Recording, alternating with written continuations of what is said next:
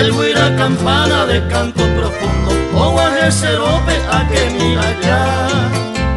Sepa y pero guaysaje y se apresa pena y catu y pan de bellerure, un favor de amigo velero betame, de puraje y se de coetilla ve. Por eso he llegado hasta aquí, señora, cumpliendo el encargo que el sueño me dio.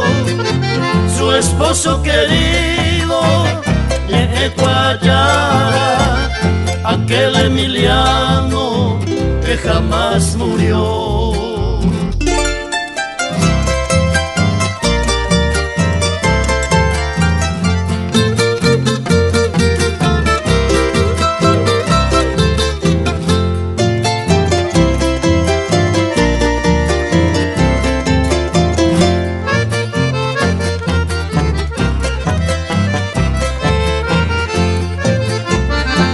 Jamás podría hilvanar mis versos a hoy cuaja y yapo, pero llego ansioso cerca de su lecho, cumpliendo el encargo que él me dejó.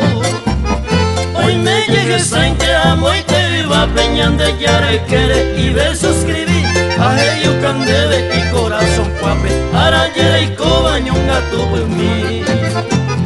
Adiós Belencita, le dejo en su reja un ramo de rosa, presente de amor, doncella de antaño, que fuera la reina del inolvidable